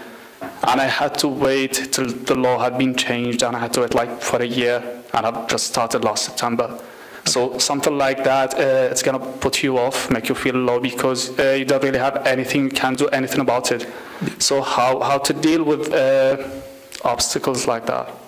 I think the message there previously is about maybe bringing change to that situation is a great way of helping other people in the future. So if you felt that pain, there might be a way that you can influence it moving forward. So that would be kind of overcoming the obstacle by, changing it for people moving forward. And in doing that, you'll probably magnetize people towards you that want to help you do that, and that could create other opportunities for you. I think that's the way to frame it, as something that you can turn into a positive from a negative. Because it is definitely a negative, but there are often positives that can be drawn from negative situations, and when you do help people, people will recognize it and they will come to you and help you to do what the next thing is you want to do. So yeah, that'd be my advice. Yeah, that's amazing. I actually have a mentee who's going through the same issue presently, the same issue you're going through. And when it actually came to Liverpool, and after a few months, he had to leave because student loan did not come on time. He had to wait 1 more year. And I said to him, go and get an apprenticeship. You have no limitations with apprenticeship, you see. The amazing thing about apprenticeship is you even get paid to go to school, and they even pay your school fees, you see. So you wouldn't be in such a situation. And I had something close to that also when I came into the country. I wanted to study media. And what I did was I started volunteering, I started looking for a place to volunteer. And before I knew it, I was working in a radio station. I was doing what I should be doing when I was graduating. You get what I'm trying to say? So you need to see beyond. Say, okay, there's another path that's been created for me to work in. Thank you very much for that. Thank you very much. A question for Anu. What significant challenge have you faced on your journey so far, and how did you overcome it? One of the most, I guess, outstanding challenges that I face, like I said, is myself. And that's one of the reasons why in my previous session I sort of ended off on the note of self-awareness being so important, because I found that I was standing in my own way a lot of the time, saying no to opportunities, like I said, counting myself out constantly, considering myself inadequate, incapable. And for me, sort of combating that and countering that literally came with spending time with myself. And I would actually sit pen to paper paper and I would say, actually, Anu, why do you think this way about yourself? Who taught you these self-limiting beliefs? And then one by one, beginning to challenge them. And practically speaking, I would challenge them by writing out affirmations. I would challenge them by putting, quotes on my walls. I could wake up every morning and be reminded, no, this is my identity. No, this is who I am. No, I can do this. So these were the things that I did practically to sort of help me on that journey, because often we can stand in our own way. And essentially, I realized that everyone around you can be rooting for you. They can support you. But if you don't believe in your abilities, if you don't, put yourself forward, it doesn't matter who cares. It doesn't matter who supports you. It doesn't matter who tries to validate your idea. If you count yourself out, then you stay where you're at. So that's what I would say. Thank you very much. So be your own champion, basically. Like, I'm going to go to the audience. Any more questions? Yes. I don't get a microphone. It's okay. Thank you, though. So given the theme of the conference, I guess, so taking hold of your future, where do you guys see yourself in your futures? Very good question. Who want to go for us?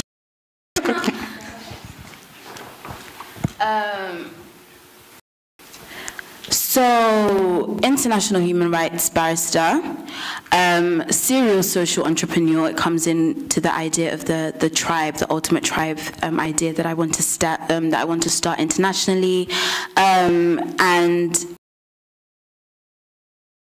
about economic empowerment, because I found that the reason why a lot of girls and women remain in abusive relationships or domestic violence situations is because they're not financially in control. So really setting up organizations that provide interest-free loans and opportunities to develop women professionally and vocationally is definitely something I want to do alongside advocacy. So that's me. I mean, wow. I don't think I could be as selfless.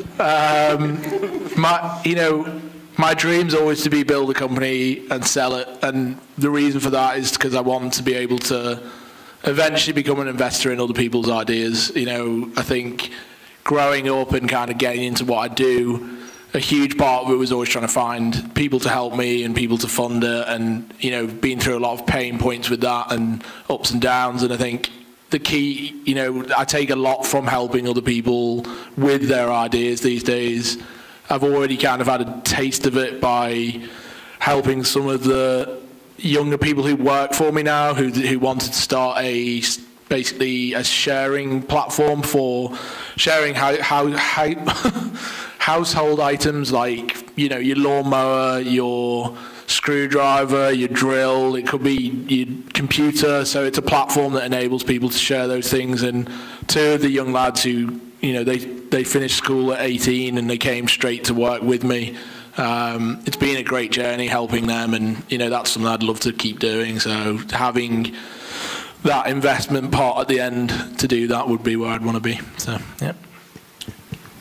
Okay, well, in the future, I think I'm already doing what I want to see myself doing in the future. I think in the future, I just want to take it to the next level. And what is that? I just want to raise transformational leaders. I want to raise people who see beyond themselves. I want to raise people who can go back to their communities and be the change they want to be. I want to raise people who know their rights and know their responsibility, who can give themselves to every single situation, and they're limitless in wherever they want to do, in whatever industry they find themselves. That's what I want to do. Right, mine's straightforward, if it is. The first thing I like to keep on doing is adding value to people's lives through education. And the second thing is, I'm not too sure, but you could always check out this fact. I think there's only one black vice chancellor in our country. So I will probably be the second vice chancellor of the university. Thank you very much for that. Any more questions from the audience? Yes, a couple. If you're not activist-y minded or business minded or technological minded, what's the next thing? What's the next bracket? That's a good question. So there is life after technology and all of that, right? Unfortunately, I don't do technology. The only technology I do is smart boards, and that's it. So. I mean, if you're not technologically minded, you're not business minded, and you're not social entrepreneurship minded, is that the... Yeah. Can you rephrase that question? Is that something you're getting at? Like, what else can you do if you're not interested in anything like that? I mean, what are you interested in? Good question. That's the question. That's a good question, actually. I think a lot of things, start with what you're interested in, and that's the natural progression from it. I mean, it doesn't. You could be sport. It could just be anything. You definitely will be interested in things, and like Anu said earlier, it's about like looking at those things and defining what those are. I think the point of that was core competencies, they call it in business, where a company like Honda makes engines for lawnmowers as well as they make engines for cars, etc. Their core competency is engineering to make engines. It's not being a car brand. But your core competencies can be, it could be helping people. That's your core competency, and you could use that throughout so many different industries or so many different outlets. So I think define what your core competency is and what you want to do, and then maybe work backward from there.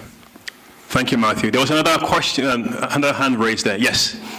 Right. So my question is, coming from an African background, the society there expects you to be either a doctor, an engineer, or something related to health. Anything aside that is a failure.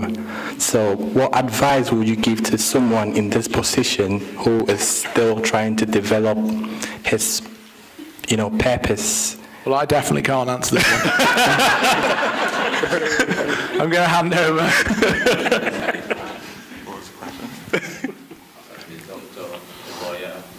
What else do you want to do? Well, except for being a failure to the family, what else would you like to do? They're negotiating, by the way. I think for me, that is changing. That perception is changing in Africa. You have Afrobeats that's taking over Africa right now. You have Nollywood that's taking over Africa right now. You have fashion that's taking over Africa. Wakanda forever. You have a lot of things that are taking over Africa right now, you see. So, and I think most times when parents say that, you see, they just want you to go into a career whereby in the future, a career that is long, that whereby in the future you just don't get cut short along the way, you see. And there's a lot of things you can do. I think most of the time, you see, as you grow older, even your parents will allow you to have your own way, and when you can communicate with them and, make a deal with them, this is what I want to do, this is how I want to do it, you see. I have one of my mentees who studied to be an engineer. I was saying to them in the green room, her father runs a multi-million dollars IT company in Africa, and her father was grooming her to take over the company. And when she finished her degree, she said she doesn't want to take over the company. And she comes and said, I want to be a presenter, a radio presenter. And they had a fight for like a year. That actually had to get involved and stuff like that, you see. And I think what she does right now is during the summer, she goes back, does the company, and she works in London now as a radio presenter, as one of the top radio stations. And she's doing very well for herself, you see. The father had to understand that, okay, this girl doesn't want to do it. I wanted to be the IT person. She wants to be a radio presenter. And maybe along the way, she might change her mind, but that's what she wants to do right now, you see. So I think you need to be able to have that middle ground with your parents and let them know what you want to do and let them advise you also, because it's essential, because they know more than you do. It's essential to listen to them, especially within the African context, you see. Somebody else might disagree with this. So. I also think the paradigm is really changing in the 21st century. So basically, for example, my parents wanted me to be everything, a doctor at the same time as a lawyer and everything. And I just made up my mind. I wanted to do something I really enjoyed doing, something I like waking up to say, this is the job I'm going into. And as a father of 3 children, I sat down with my children to say, what do you really want to do? What's your passion? What would you like to wake up to every day to say, do you know what? I'm having fun, I'm having a blast. So things are changing now, okay? My generation will sit down, we'll listen to our children, and we try to guide them. At the same time, we negotiate what is out there, what they can easily do. My daughter's finishing of her law degree. My second child is studying business and is as passionate as Matthew. He wants to do everything within 6 years, and I'm saying, what's your problem? There's more to life than, but my third child he wants to be a pilot, and I'm saying we have to remortgage our house 3 times to be able to send it to a pilot school. But it's just sit down and negotiate with children these days to say, what do you really want to do? And honestly, if we can pass that across, the world will be a better place. I know so many doctors who wake up and say, do you know what? I don't want to go to the hospital today, because their parents told them they had to be a doctor, but the more we have these conversations and guide our children and see what they're really passionate about, it'll be a better place. Thank you. If you want a quick way out as well, just tell them that artificial intelligence is going to fill a big gap. So, that's another one. A question for you, Matthew, while you're at it. What would you say is the secret to your success so far? I know you talked about the future, the things you want to do, but so far, maybe there's someone there who's thinking, how did a local Liverpool boy head to London and and he's doing what he's doing? I mean, what would you say is the secret to that? I think the key with it is, like I said in the presentation, see things as challenges, not obstacles. They always say success is never a straight line, it's always like a squiggly line. I'm definitely a case for that. I started out of university with the entrepreneurship program that they gave you the money for to start a clothing label, which is an ethical, organic fashion brand that was all about guilt in society. And, I don't do that anymore, but it was the basis of the beginning of my business. And if I kind of look back, again, like Steve Jobs always said, if you connect the dots looking backwards, you can kind of see how things happened. A lot of the contacts I have in the industry I'm in come from that background, actually. They don't come from a digital background, they come from starting that fashion brand and meeting people along the way. And John Moore's put me in touch with a kid called Domingo Rodriguez at the time, and he did really well in fashion in John Moore's University, and him and I worked together.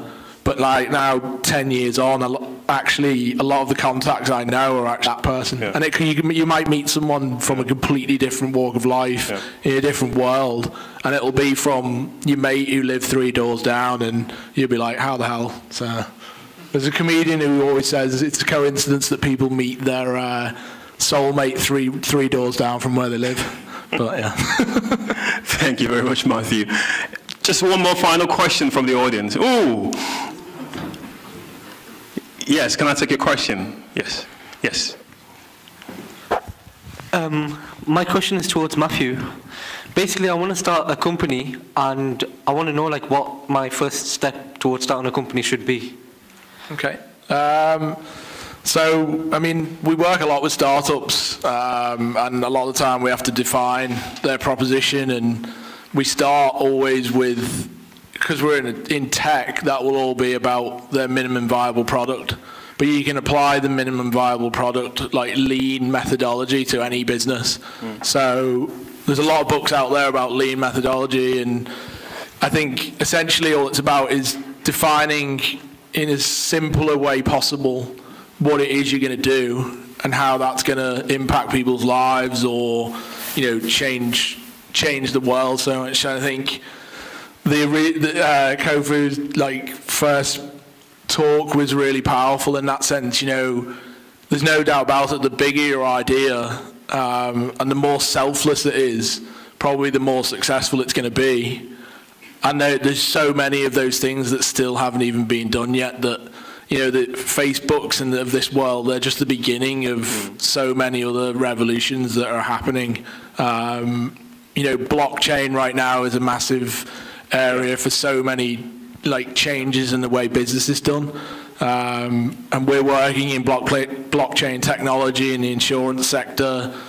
There's just so many opportunities out there. But to answer your question in terms of how to get to a point where you begin, I literally just start with a pen and paper, or maybe a keynote presentation or something. And just like I say, list how what you're going to do is going to impact whoever it might be. Essentially in tech, it's always your users and how they're going to benefit from it. A lot of the time in tech, people misconstrue what the success of that company actually is about. You know, Facebook's success is based on connecting people and giving like an emotive connection to people across the world, and that, you know, that's how they've capitalized on what they've done. But they've actually then sold data to the American government. So, you know, there's a lot of ways that that these things, once they progress into something, change. So again, what I said earlier is just start now. Don't spend 3 years thinking about your idea.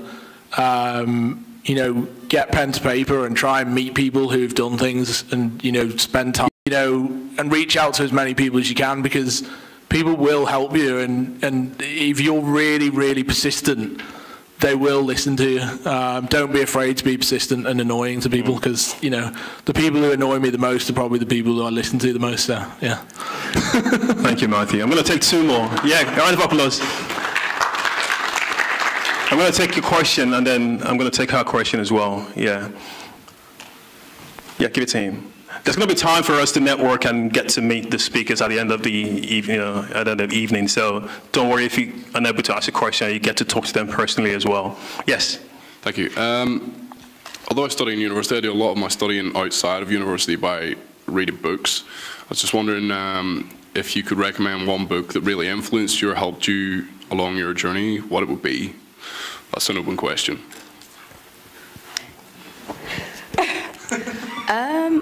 One book that I would recommend.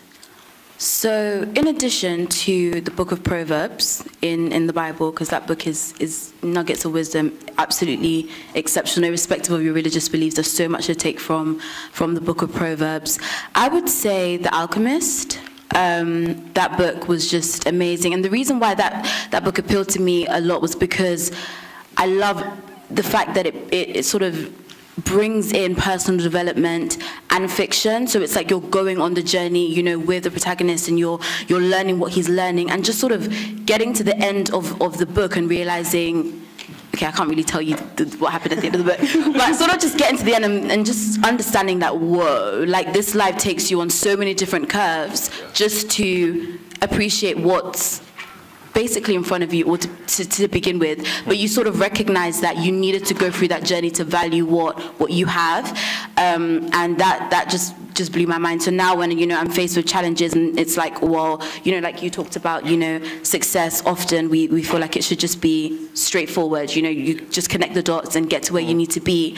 But reading The Alchemist has actually encouraged me to trust the process, and to learn that through the process I'm refined and I come out better, even though it could have been done quick. There's a book called Thinking Slow, but it's all about the different ways your brain works, and, you know, without going into great detail, I just think it was a really good book for me on how to think about problems that you come across in day-to-day business. So yeah.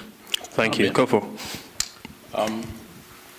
Considering my field being government and leadership, I think one book that has changed my life, and I recommend it to every single person, is a book written by Mohammed bin Rashid, the Vice President of Dubai.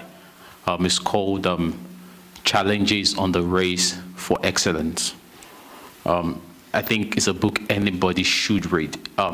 It talks about how Dubai was built from a desert. It talks about how Emirates was built from an airline that went to Nigerian Airways to ask them, how do you guys run Nigerian Airways? Then rented 7 planes, then rented 10 planes. Now they have over 200 planes on air right now, one of the top airlines in the world, from nothing. It talks about how his father built a, built a port in the desert. And how people are said to his father, why are you building a port in the desert when it's not needed? And his father said, yes, this port is not needed right now, but in 30 years' time, this port is going to be needed. And how the whole of the Arab world is using the port today. Being somebody who advises, strategizes for government and even African leaders, it shows me the possibility that nothing is impossible. So I think it's a book anybody should read.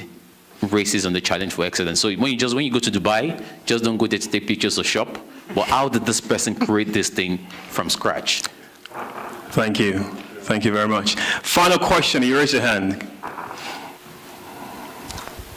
My question is, how do you go around achieving an idea that's not very popular? Like, for example, when I was in second year, I had this idea, because I was into skincare and stuff, and I thought, in third world countries, there's a lot of skin conditions and skin issues that don't have, solutions for, so I'd like to come up with a product, like several products that would help third world countries. But going into third year and studying more about it, I realised that pharmaceutical companies don't really care about the poor. If it's not beneficial financially towards them, they don't want anything to do about it. So how do you go around achieving something that's not financially profitable but would make a change into people's lives? Okay. What I would say is that when it comes to ideas that bring about change, the first thing that everyone sort of just needs to get in their mind is that it's not the path to go down for those that, want to fill their pocket immediately. Social change or just ideas that bring about a difference aren't necessarily lucrative at the beginning. But what I have found though is that if you are able to put forward a convincing argument, if you are able to talk to the people with the money about why this is something they should invest their money and their time in, their money and invest in, I've realized that there are a lot of resources out there. So you you don't need to have all that money, you don't need to have all that finances, but you do need to put together some sort of coherent plan. So when you share that vision with someone else who maybe doesn't have your passion, they can see logically how, okay, because there are a lot of philanthropists out there who will put their money into initiatives that are ready to bring about change. That's one thing I would say to you. Don't be discouraged by the fact that you don't have the finances to sort of drive it forward immediately, but sort of focus on just putting together a plan that is coherent, because there are a lot of initiatives out there that are ready to put, money down to support young people in social entrepreneurship. There are a lot of philanthropists that have a lot of money, essentially, and they're ready to encourage and empower people who are going out there to do the good that maybe they're too lazy to do, or maybe they're not interested in doing themselves. That's what I would say. Yeah, definitely agree with that. And I think another one is on that note with philanthropy is a lot of people with a lot of money out there who haven't necessarily done something good, but they've got all the money in the world now and they want to do something good. So, I wouldn't always look at it from a, doing good in the world is something that most people actually do want to do. And I'd say there's a lot of support out there for that kind of thing rather than the capitalist way, so don't be discouraged. I mean, of course, big companies in pharmaceuticals are going to put up barriers to that kind of stuff.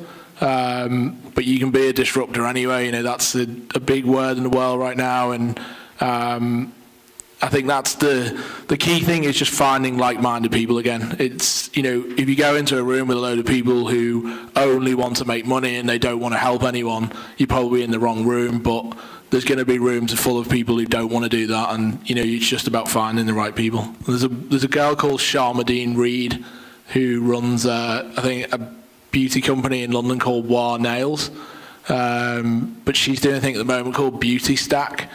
And it just sounds like something she could be quite interested in, so maybe reach out to her. I know she's on Instagram and things, so, yeah.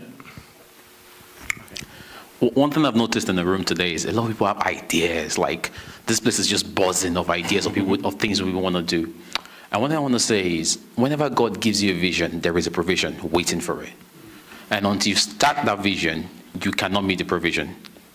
Number two, one of the things he said, I'm just going to add to it, is there's something called 6 degrees of separation. Anybody heard about it?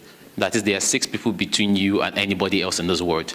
So what that means is there are 6 people between you and anybody you want to meet in this world. That means there are 6 people between you and whoever is going to give you that provision. But by social media, I believe that 6 degrees of separation has been cut into 3 or even 2. So you can meet any single person you want to meet in this world. Anybody know the story of Vans, the shoe Vans? Anybody? The guy who started the shoe Vans, I think he created the shoe to be able to help children in Africa or something like that, you see. So whenever he sells one Vans shoe, a child in Africa gets 1 shoe. That was just his idea. Today, Vans is a multi-million-dollar company. If you get where I'm coming from, you see. So you never even know. The person that there can be somebody in this room who can finance you. There can be somebody in this room whose parent is a millionaire who can finance you. You just don't know, just sitting right there, you see. So when the day finishes, you know, speak to Matthew. You can tell you more about the person who's trying to connect you, and speak to people in the room. You never know. You never know.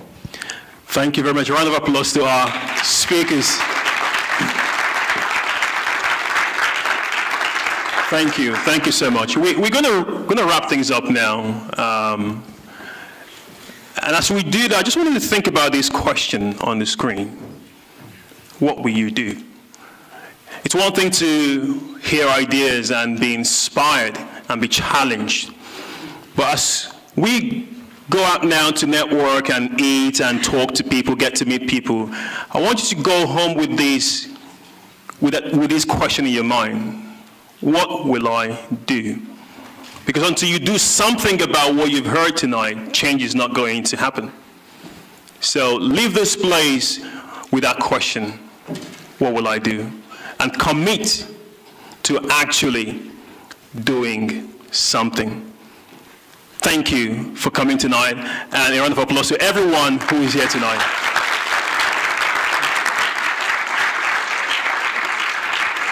Hi guys, I was just going to say something before we leave, sorry. I think it's important that we do this, you see.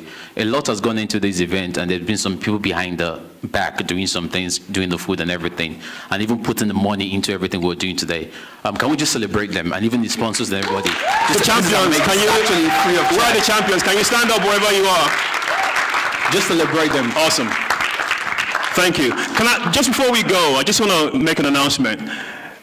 If anyone parked their car at the NCP car park, please, you need to move your car now, because I think they need to close that car park. NCP. So the way this is going to work in terms of the food, right? I mean, this is not just a time for you to for us to eat, but get to talk to people, network with people. We talked about the champions. We have the team that run the Masterclass program is made up of young people who are graduates, who are working, who are professionals as well. And for example, we've got people who are studying different things. You might want to connect with other people here, connect with us, our team as well. We'll be looking to also make sure that we engage with you. We're going to go now outside through the back door. The food is on the 5th floor. Our team will direct you to where the food is going to be. Please don't go home because we want to get to know you a bit better. I want you to also get to talk to other people a bit better as well. So thank you for coming. We go to the 5th floor now for food.